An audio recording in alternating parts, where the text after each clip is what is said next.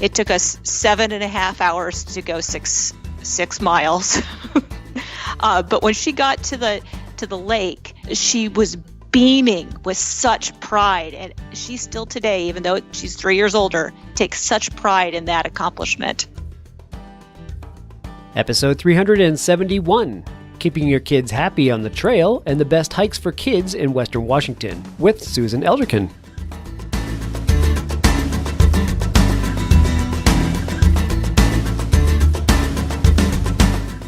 You're listening to the Adventure Sports Podcast, brought to you by 180 Tech. We talk with adventurers from around the globe to bring you the inspiration and motivation you need to get started in the outdoors or to keep you moving if you're already there.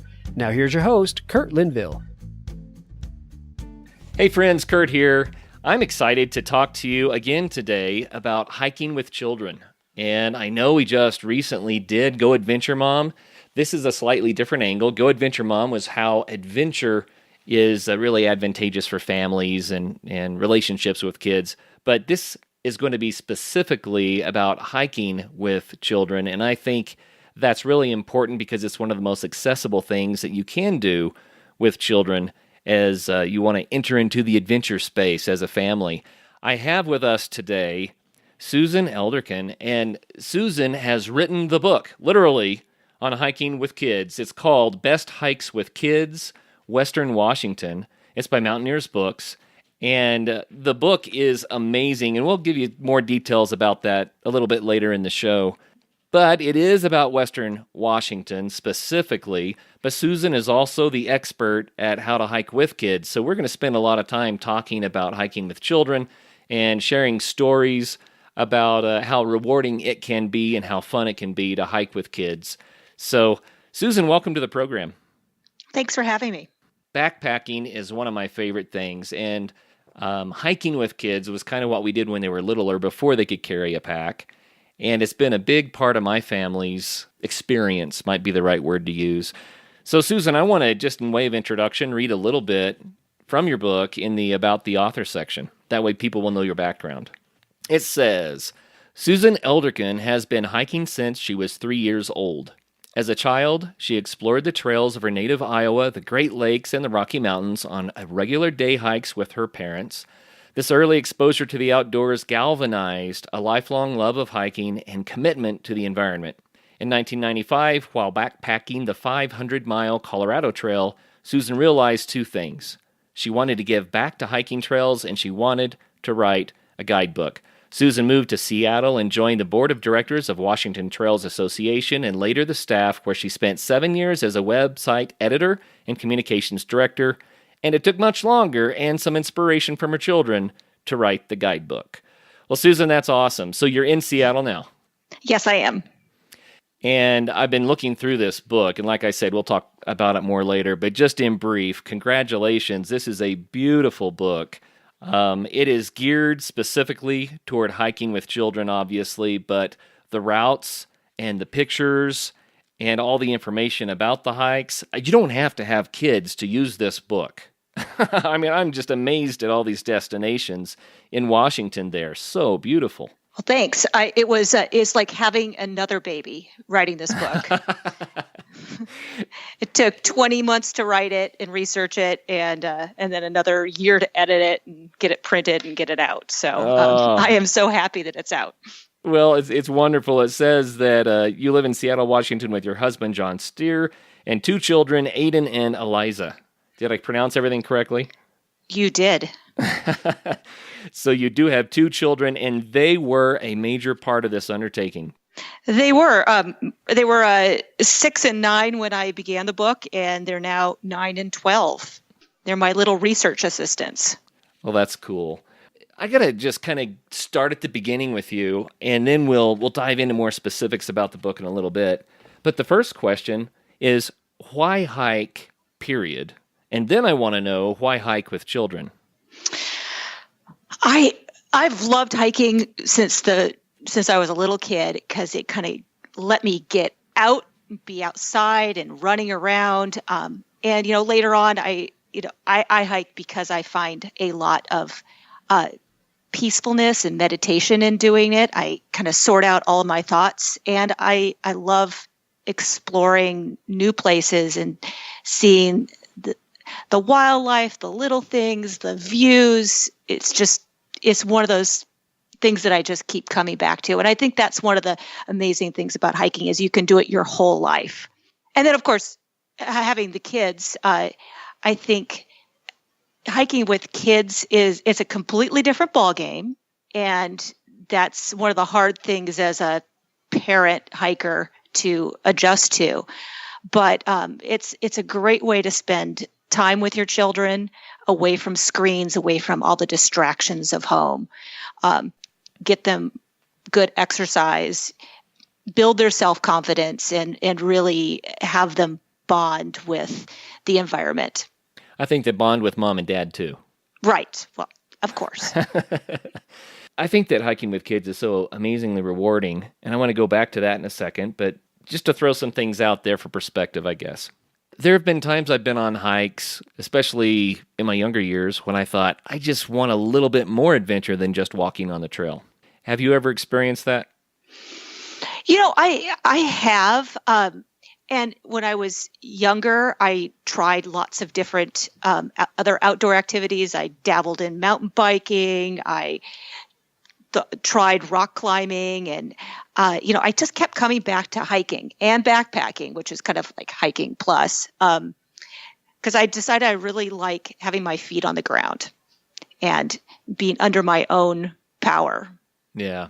I think kids might experience that too, but I'm sure that you have found the solutions to that in encouraging your own children to be active as hikers. So can you talk about that dynamic a little bit? Well, when kids hike along the trail, little kids especially, the adventure changes. It's like this gateway to something new every time. When they're kids, they're exploring the little tiny things, the things that when I hike just by myself, I blow right by. And so I think that's been an interesting thing as a parent, is really when you slow down and you're walking with the kids and they're looking at all the little stuff and dragging along, you're getting to experience a completely different hike. And then later, they're speeding down the trail faster than you are and scampering up a little mountain or a mound to see what the other side is. And then you're kind of following along and getting that new experience as well. And that's exactly what I was wanting to hear you say. It's the kids give us a different perspective. It changes our hike, but it can make it much more rewarding. When I hike with kids, I like to let them lead the way. And in doing that, I am rewarded with a new experience for myself. Yeah, I'm sure. And I think that's one of the real advantages of hiking with children. And if we take time to realize that, then I don't know, as a guy who always wanted to get to the top of the mountain, I think it did me a lot of good to slow down and experience what the kids were experiencing. And it allowed me to enjoy the hike in a new way that I guess maybe built my own awareness. Does that make sense? Yeah. But every kid's different. Like my son, he doesn't care about running up to the top of the mountain. What he wants to do is slow down and pick all the blueberries and huckleberries. And then he wants to set up a hammock in front of a beautiful lake and pull out his book and read. That's great. I think maybe that he and I would get along just fine. That would be that would be fantastic. Well, let's talk a little bit about tips about hiking with kids. And I wanted to start with talking about the advantages and the rewards for hiking with kids just a little. And of course, there's a lot more of that in the Go Adventure Mom podcast that we recently aired. But I wanted to talk to you more about how to make it happen, how to hike with kids in a way that works for them and works for the parents. And you have a good section at the beginning of your book here that talks a lot about that. So let's go there. Okay. I think the most important thing is to choose the right hike. And that means lots of different things. It's choosing a hike that is the right distance from home. Like when I had little kids, I didn't want to spend more time in the car trying to get to my destination for a day hike than I did hiking, because the hike was going to be very short. So choosing hikes that are in city parks or county parks or state parks, something that's close to home that you can get to in, an hour or less. can be what makes the hike good for everybody. The other thing is to choose a hike that's the right distance and difficulty too. When I was a new mom, I thought, well, we'll just slap the kid into the backpack and off we'll go on the day hike that we want to go on. But my son didn't really, as a baby or even as a toddler, he didn't want to have any part of that. He wanted to get out and walk along the trail himself. I have so many pictures of myself carrying an empty backpack because the kids are running around out there, but they're going to run out of steam pretty fast, get tired, it's ready for their naps. I never had a kid sleep in my backpack. So it was all about choosing hikes that were short, a mile or 2 miles. For a toddler, that's as much as they can really handle. And I'm a firm believer in having them hike their own hike and not having them in the backpack or carrying them as their preschoolers. Once they turned 3, I never carried the kid again because I really wanted my kids to develop the strength to hike the hike that we had chosen and to develop the confidence that they could do it. And they're going to see a lot more if they're walking on their own 2 feet as well. And so your book kind of illustrates that in that these hikes, a lot of them are pretty much what you just described, right? They're easy. Well, and not only are they easy, but they have a lot of interest for adults and children. I'm just looking at the pictures and wow. Yeah. So, I mean, that's the other thing is choosing a hike that fits your kid's personality. My son, when he was little, all he wanted to do was throw rocks in the water. And so I quickly discovered that we needed to have that as part of our focal point for all of our hikes. We either needed to go to the beach where they could throw stones in the water there or along a river or a lake.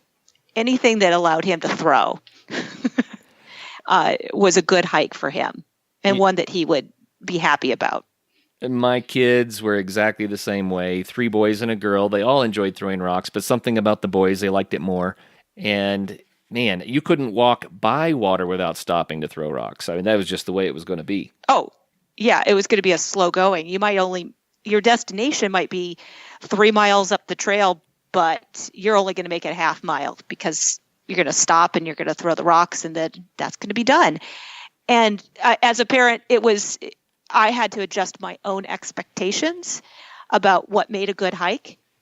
What made a good hike wasn't that I got to the destination that I wanted to get to. The definition of a good hike was, did my kid have fun? Right. Yeah. And want to go again? Is always about, I always wanted to get back to the car without too many meltdowns so that there would be good memories about the hike and there would be excitement about going out the next time. Sure. Yeah.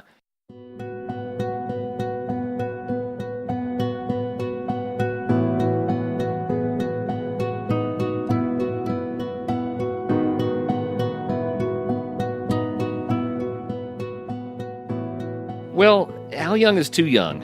What are the ages that are best for this? You're never too young to really get out. Even as a baby, like I had my daughter, I carried her in a little front pack because she liked to curl up and cuddle in it.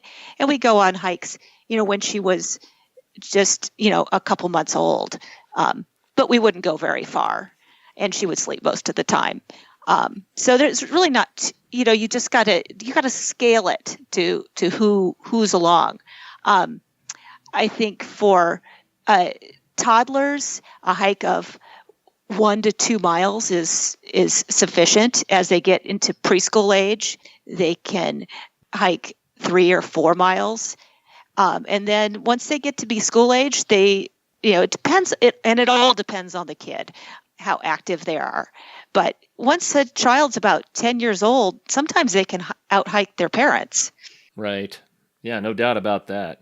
And so when I was writing the book, I was really thinking about that sweet spot between the ages of about 2 and 8, where their kids are developing their confidence, they're developing, their strength is developing, and really trying to find that sweet spot because I think they can, after 10 years old, they can graduate onto kind of the more mainstream guidebooks. But here I focused my hikes on being under 6 miles in distance and under 1,000 feet in elevation gain. But most of the hikes in here in my book are 2 to 3 miles long with not much elevation gain.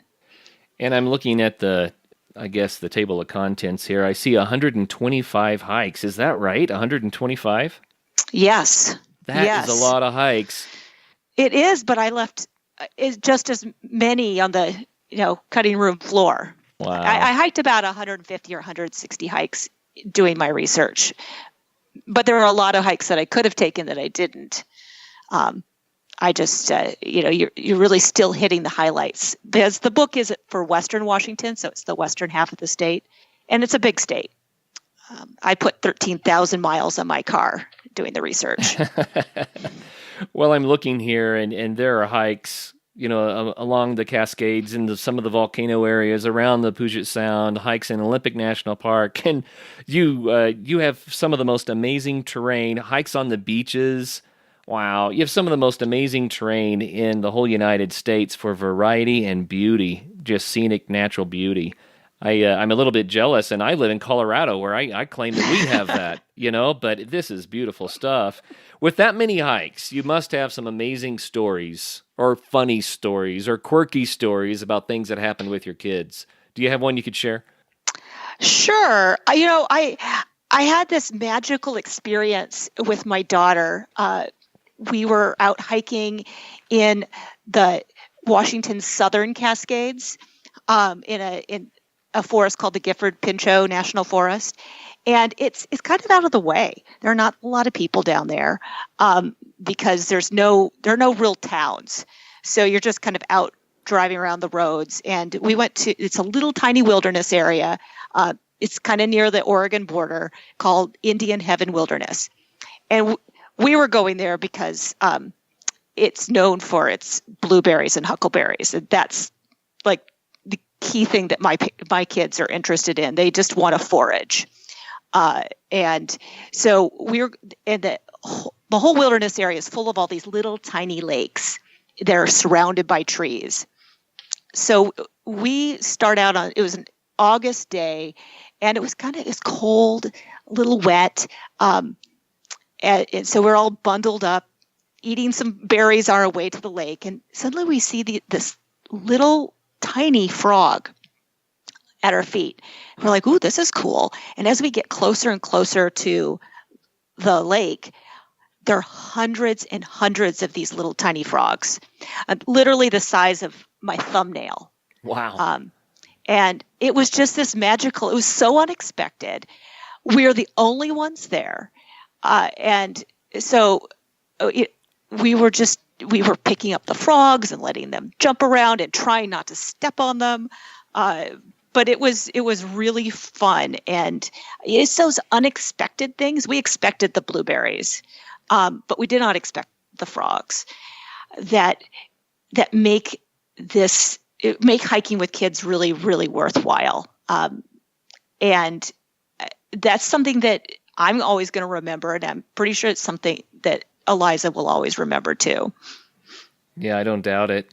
I have found sometimes when life gets really busy and stressful that I run out of motivation to go do stuff.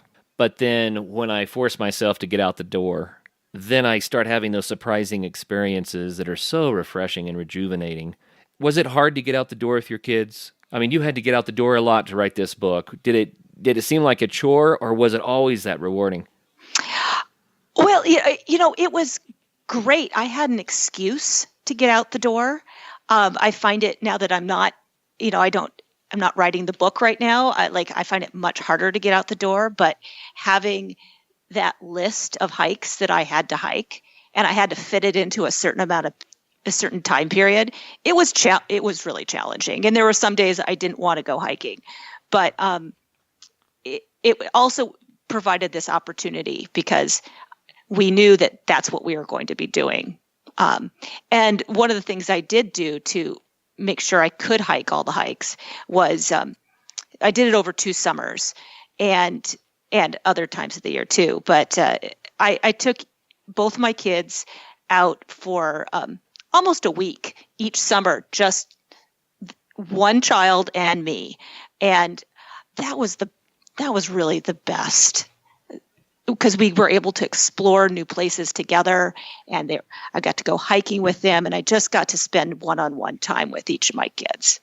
Yeah, that sounds amazing. Well, I tell you what, I'm looking through these pictures still, and I'm terribly distracted. I should be paying more attention, but I'm enjoying the pictures in this book so much, and I'm seeing kids climbing tree stumps and climbing around on boulders, and I'm seeing families camping, and I'm seeing beautiful scenery, and I'm thinking of all the memories that you must have made with your kids. And those are going to be priceless for you as the years go by, and I think priceless for your kids too. So, yeah, it was, and it already is. I mean, they remember those trips and those hikes with me.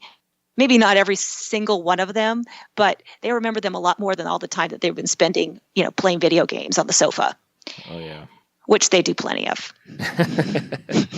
And most of the times I hiked with kids, we were going out and doing trips. We spent all of our long weekends, like President's Day weekend, we would go out and go camping. We did the spring breaks. We spent 2 New Year's weekends hiking. And what was really fun was hiking in all different seasons. I had always been kind of a summer hiker, but in order to do all the research, the family and I had to get out in the wintertime, in the springtime, in the fall, and really see what it was like in all the seasons. And I've come to love hiking at different times of the year. Check out bikeparts.com for all your cycling gear. They have a wide selection of over 60,000 bike parts and accessories. You can find everything you need, including tires, chains, tools, frame bags, cycling apparel, and even complete bicycles. They've got established brands like Shimano, SRAM, and Campagnolo, as well as the latest and greatest products from brands like Wolftooth, Physic, Zip, and Raceface. Need suggestions or have a question about what fits your bike? Their knowledgeable staff will answer any questions and get you rolling as quickly as possible. If you're in the great state of Colorado, stop by their full-service bike shop, Peak Cycles in downtown Golden. Check out bikeparts.com.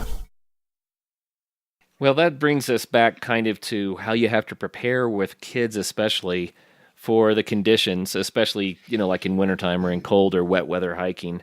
And you have like I said, you have a pretty good section in here about tips and things to do to make sure that your kids are safe and can enjoy the hike. Why don't we dive into that a little bit? I think that would be informative for people.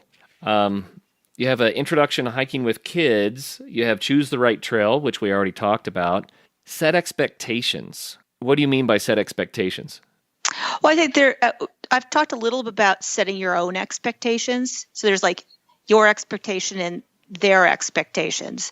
That it's for you, it's their hike and not yours. If you want to get your heart rate up, you should go out with a bunch of adults and you should go on your hike. But with kids, you should go on their hike and notice all those things that you've been missing, and don't be afraid to turn around short of your destination if that's what the conditions warrant. So it's really about building their confidence and their strength to go out there. Right. And then for the kids, I always found everyone was happier if they knew what they were getting into. So how long was it going to take to get to the trailhead? What was the hike going to be like? Read the description of the hike. How long is it going to be?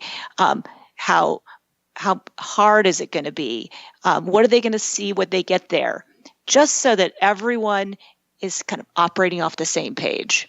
Yeah, that's good. I see here bring a friend. And what I love about this is it talks about how when you bring a friend for your child to hike with, it changes the dynamic. Often there's an enthusiasm there and they start like racing with each other, and you're probably going to cover more distance and they're going to have more fun because they have someone that's kind of a peer.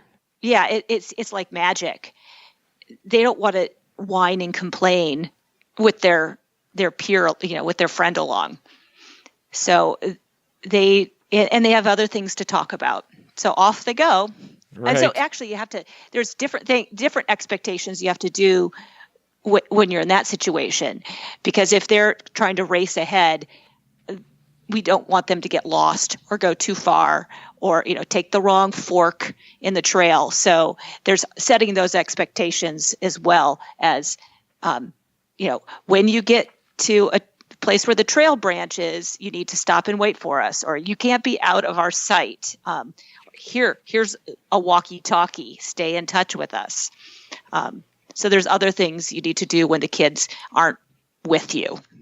We had that rule when our children were little because of mountain lions, believe it or not. They're not very frequent, but they do happen in Colorado, where children, they're small enough that they seem like a tasty morsel sometimes. And so we always made sure that our children were within eyesight on the trail. They said, our rule was if you can't see us, you've gone too far. I think that kind of thing, you can set that up with your child in advance, and it creates safe parameters where they can feel safer. You mentioned how to prepare for clothing for the kids, and you also in another section talk here about hypothermia in children. That's kind of a special concern that people may not think of. Share a little bit with us about the dangers of hypothermia and what's unique about children. Well, kids, when they get cold, they often don't know it, and so they might not ask to put on layers, or they might.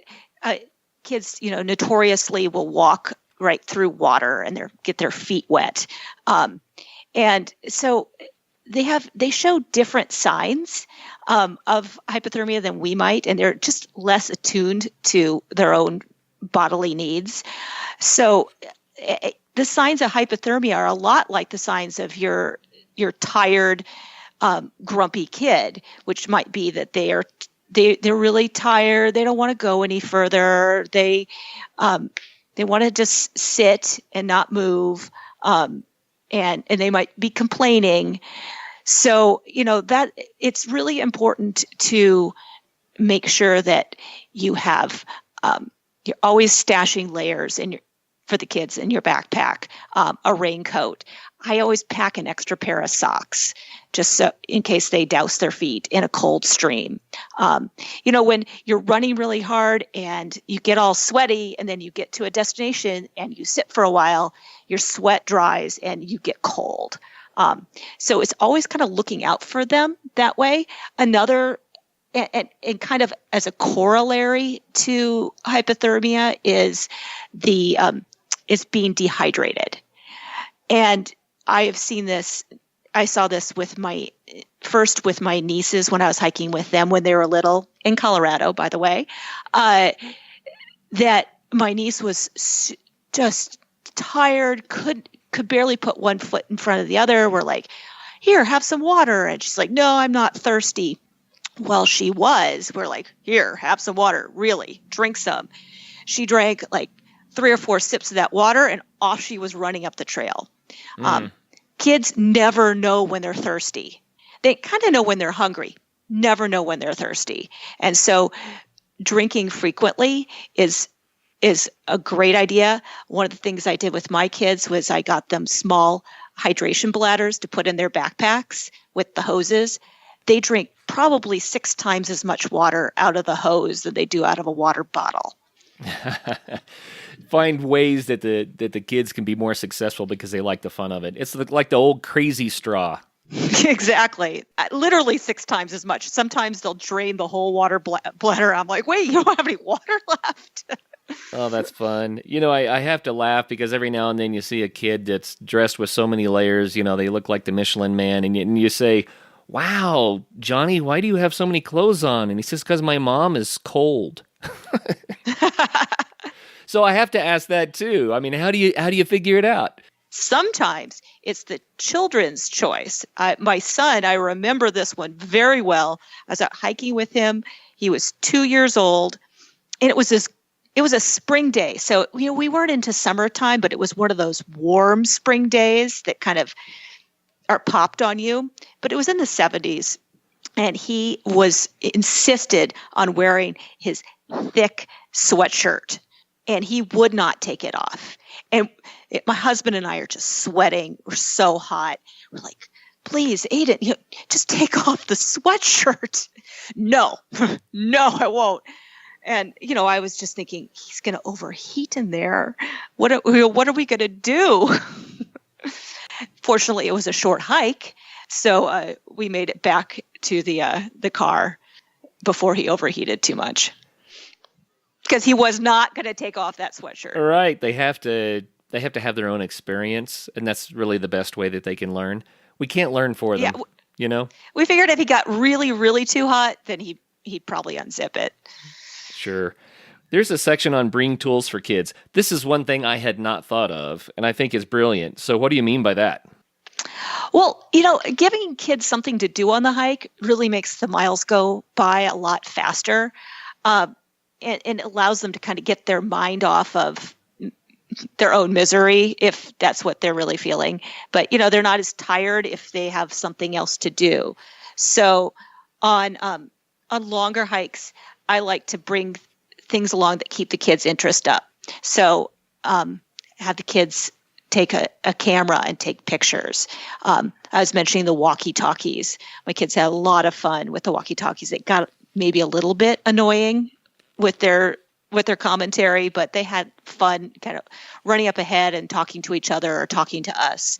On hikes where there's wildlife, bringing along binoculars or bringing a list of things for the kids to look for. There's some things on the internet, like where you can find hiking bingo cards, so that you can print out and bring along. So, it'll ask you to look, spot a bird, find a fern, something, other things like that you might find in your area. I love it. And then maps. Maps are great. This is a super awesome way to teach kids how to read a map, is to bring along a map, open it up. You should bring along a map anyway, and try to locate where we are and all the different kinds of landmarks around you. So, and then, if you're going to the beach or to a lake that might have some sand, bring along a bucket and a shovel. And it makes a lot of sense, doesn't it? It does. And it doesn't have to be limited to what you can bring. There's also games you could play along the way. With little kids, we've played I Spy or 20 questions, that sort of thing. And as the kids got older, the big fun one right now, with them a little on the older side, I think, when my daughter was 7, we could kind of pull this one off, which was to make up a story. And so each person in the hiking party gets to take a part of the story. So I would start a story. I would say about 3 or 4 sentences in the story, and then I'd pass it along to somebody else. And then they would continue the story in sometimes unexpected ways. And you just pass the story back and forth and tell the story as you're walking up the trail. And boy, the time goes by fast when you're making up a story and telling it as you're walking. I'm going to throw you a curveball here. Let's see how this works out. You have, hundreds of stories from all these hikes. Obviously, every hike is its own story. But can you think of a hike that your kids would look at maybe 10 years from now and that would be their story? Can you predict, some discoveries that they made that they're going to remember for a long, long time? Yeah, several of them. I think the first summer I was doing research, my son was 9, and he said he wanted to go on a hard backpacking trip. So I wasn't really going to have any hard backpacking trips in my book, but I figured out a way to have 2 hikes that were connected by a backpacking circuit route. So we went on this backpack, and it was really hot that day, and it was hard. It was a hard hike, and he will remember that hike because he had to really challenge himself to carry. He was carrying his own backpack. We were hiking up a mountain in the hot afternoon sun, and but it all changed once we got to the destination, and we set up the tent and pulled out our books to read. And he definitely remembers that trip Another one with my daughter, which is another one where, and once again, she was challenged beyond what she was normally challenged. There's this area that is called the Enchantments in Washington State. It's one of those places that's so popular and so beautiful that you have to have permits to camp there. And I wanted to have a hike from the Enchantments in my book, but most of the hikes in the Enchantments are really difficult.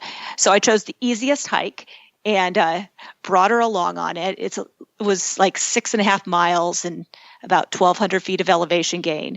And she was only 6. And it was an area that had been in a burn, so you're exposed to the sun. And she took so long hiking it. And there were times when I thought we were going to have to turn back, but she made it. It took us 7.5 hours to go six miles. But when she got to the lake, she was beaming with such pride. And she still today, even though she's 3 years older, takes such pride in that accomplishment. It leads to another question I wanted to ask. Have you looked into nature deficit disorder is what some people are calling it? A little bit. I get it, that we're far too oriented indoors. When I was a kid, spent a lot more time outside, just catching butterflies or bugs and things like that, just playing in the yard. My kids never want to go outside and play in the yard when they're home. So, without being able to go out hiking and backpacking, their time would be fairly limited outside of sports activities.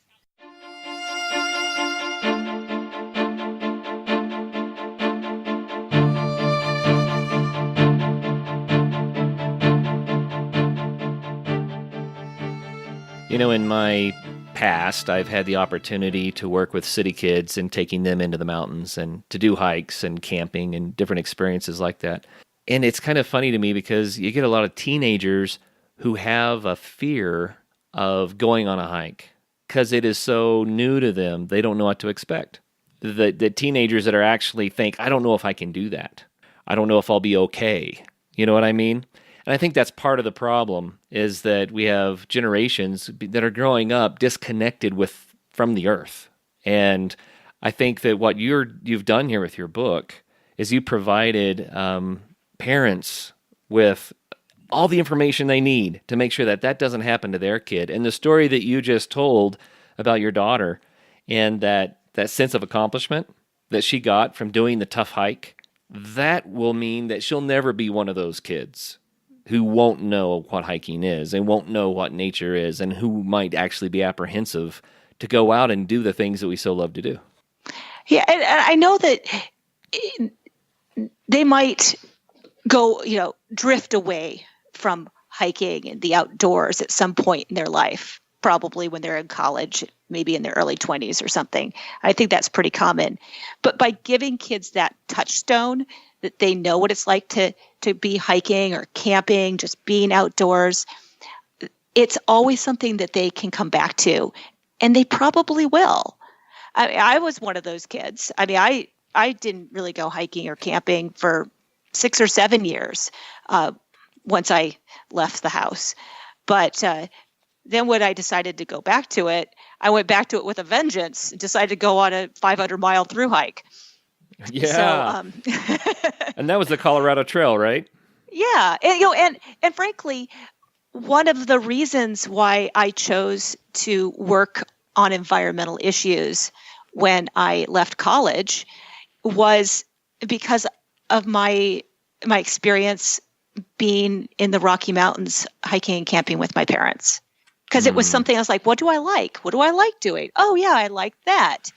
So I like the environment. I want to protect that. I want to have that, that's meaningful to me.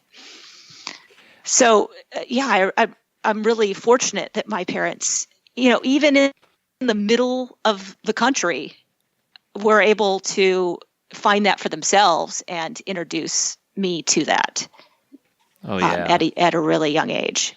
I think there's a ton of value in that, a ton of value in that. I think maybe I'm lucky because I live in Seattle, because the outdoors is all around us. We're surrounded by water and mountains, and you kind of want to get up into it, and it's easier to do it. And a lot of the schools around here do camping trips. I was my children's public school in 4th and 5th grade. Each class goes on 2 4-day camping trips each year. So I got while I was doing my research and my son was in 4th and 5th grade, I spent 16 days with these kids as a chaperone, doing some research for my hikes, taking some pictures. There you go. But also, getting to see what it was like for some of these kids to be really out there for the first time. Because not every 4th and 5th grader in Seattle has had that opportunity. So it was really fun to see some of the kids that maybe were more reluctant hikers or reluctant outdoors kids to really take to it and to challenge themselves too. I really couldn't believe when my son was in 4th grade, his teacher managed to mush all 28 4th and 5th graders, so 8 to 10-year-olds probably at that point, up 2,700 feet to a fire lookout with an amazing view of Mount Baker. And every kid made it. And they were kids that were so skinny and tiny. You couldn't believe that their little legs could get them up that far. And other kids who just really weren't in great physical shape. And some that were missing their parents because their parents weren't along on the trip, but they all made it. And it was a real bonding experience for that group of kids to have done that, and for their confidence too. Yeah, I think all of that just adds value to what you're trying to do with this book, getting families out there doing this stuff. As I'm sure you know from listening to the Adventure Sports Podcast, some of the safest and best snow conditions for backcountry skiing of the whole year happen in the springtime. And Bentgate has the gear you need. Come check out the latest in alpine touring, telemark, NTN, and splitboarding gear. They have brands like Black Crows, DPS, Dynafit, G3, Icelantic, K2, Technica Blizzard, Arc'teryx, Mammoth, Solomon, Volley, Neversummer, Jones, and BCA. And you do need to be safe out there. Bentgate has the latest in avalanche safety gear. They have beacons, airbags, shovels, and probes, and they're ready to help you educate yourself on snow safety. They also rent out gear, so you can get your skis and your boots there, as well as your avalanche safety equipment. What's more, they also have free demo ski days at local resorts, so you can try out the latest gear. Now, how much fun does that sound? So swing by Bentgate in Golden, Colorado, or go to bentgate.com to find your new gear, as well as to get updates on all of their events. I want to dive into the specifics of the book a little bit. So obviously, if you are in the Pacific Northwest, you need a copy of this book, right? It just goes without saying to me. Even if you don't have kids or don't have kids yet or may never have kids, it's such a beautiful collection of easier to moderate hikes that you can do. I also think it's great for winter hiking when the high country is socked in with snow. Where could you go? And I've had a lot of older people say that they look to this hikes for kids as good ones for those folks with creaky knees. Oh, yeah, I can see that. But there's other things that we need to talk about the book. I mean, there are people that want to do a vacation in the Pacific Northwest, and they should grab a copy of this book before they go and plan some outings so that they know where to go and what to do. It's so hard when you get to a new place to know, how to have that great experience. But if you can use this book for a little bit of research, then I think that'll go a long way to making sure you have a fantastic trip. But, you mentioned before I hit record here that books still matter, that the internet can't do everything for us. So I'm curious what you meant by that. Yeah, so, I think in this generation, everyone thinks that they can get information on the internet, and they can get a lot of information on the internet. But what's on the internet can really vary in its quality. And when you buy a book that's written by a guidebook author, you know that it's been vetted by someone who is an expert and someone who has actually hiked the trail. There's a lot on the internet that's just summaries of what other people have written. So having driving directions and directions once you get on the trail, little orienteering maps in the book, all provide you more information that is more reliable than what you might find online. But beyond that, what I love about guidebooks, and I have a lot of guidebooks, is the browsability of a book. You can't browse the internet by flipping pages, where you can just go, oh, that's an interesting picture. I wonder what that is. Or kind of searching along and like, oh, that's the right distance, or that's the kind of the area that I want to go, and honing in on things from there. I have a lot of guidebooks that I've almost read from cover to cover.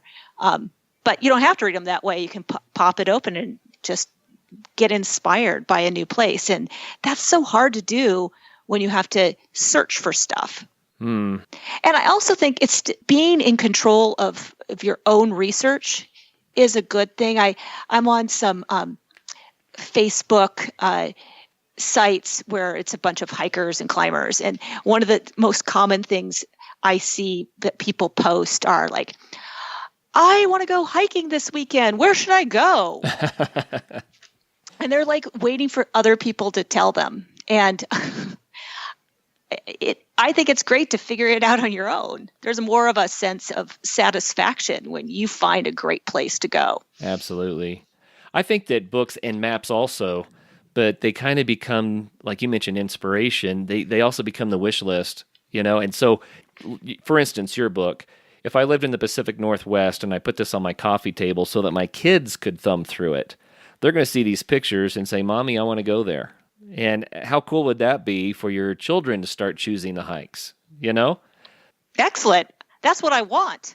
Well, the pictures certainly are enticing. I think that would happen. I want to go through the format just a little bit so people know what we're talking about. This is really a first-rate book. I randomly opened this to Hike 33, which is Ptarmigan Ridge and Mazama Lake. But here's how it works. It says before you go, and you list the maps for the area, the contacts for the area, notes that are pertinent for the area, like dogs must be on leash. There is a privy available. You might want to check for snow depending on the season. GPS coordinates, that's useful.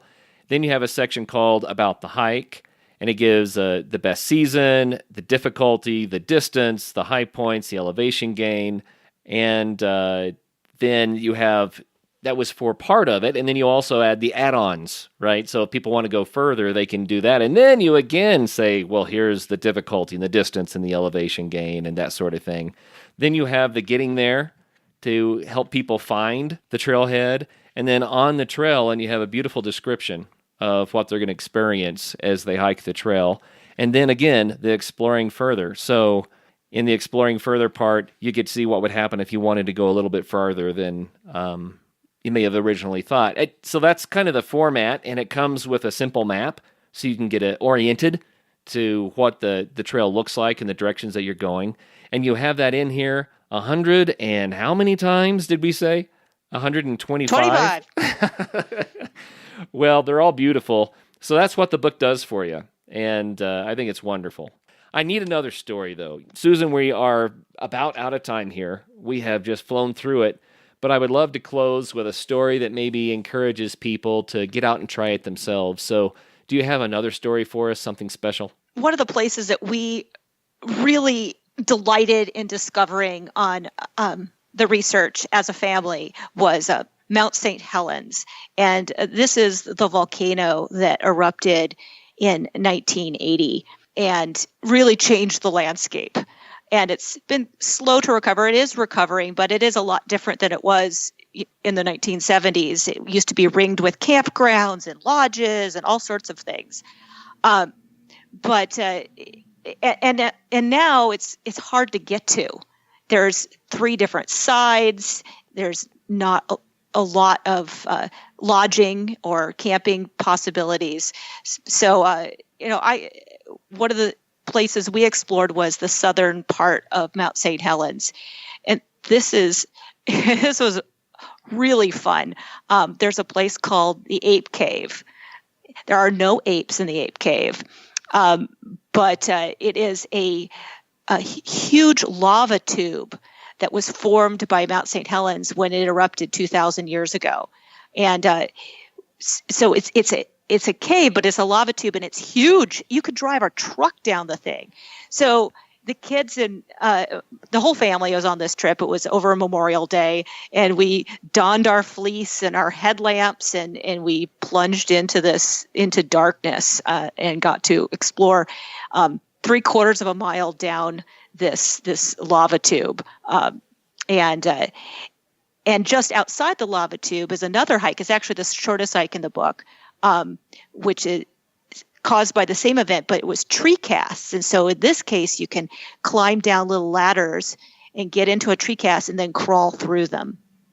So it was a super fun and different experience for everyone. I really like finding things that are unusual, kind of those wacky, weird places that kids will love. And my children just they still talk about going back there and exploring the lava tubes a little bit more.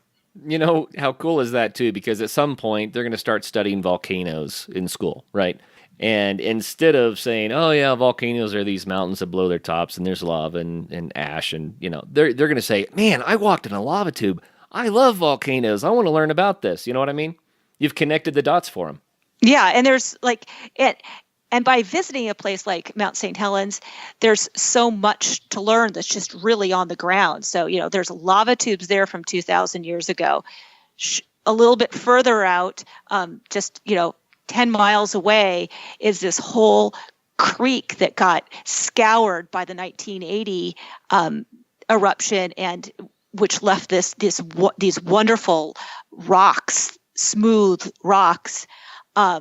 And another part about St. Helens, there are these big hummocks, they're called. They're like 500 feet towers of debris that was left over from the lahar from when it erupted. And then if you look down there's a lake below Mount St. Helens. You look down into the lake, and there's literally almost a million trees that are logs that are all pushed and floating in giant log mats around the lake because they were blown down in the eruption. So there's like all these different, it's just this living laboratory. And then you kind of see the whole place recovering, plants reseeding and flowers and bushes coming back. It's a really great place to explore. And I would encourage people to come to Washington just to visit that, because there's really nothing else as unique in this country as Mount St. Helens.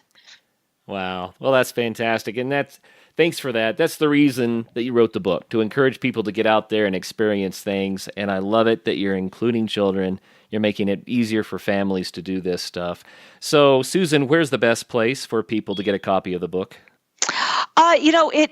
In the Pacific Northwest, it's in most bookstores. For folks around the country, probably the easiest place would be Amazon or Barnes and Noble.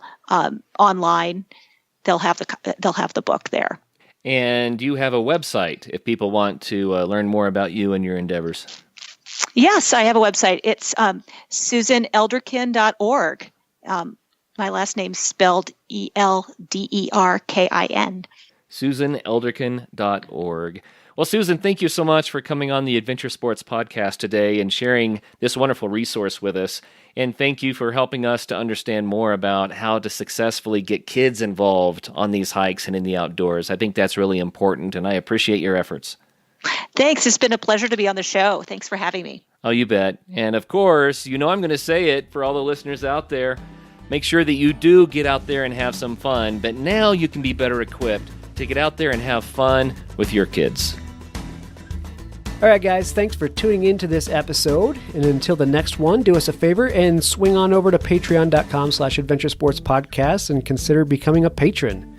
Every little bit helps. It keeps the show alive. It keeps our interest up. And we really appreciate everyone who has become a patron so far. Until the next episode, make sure you do get out and have some fun.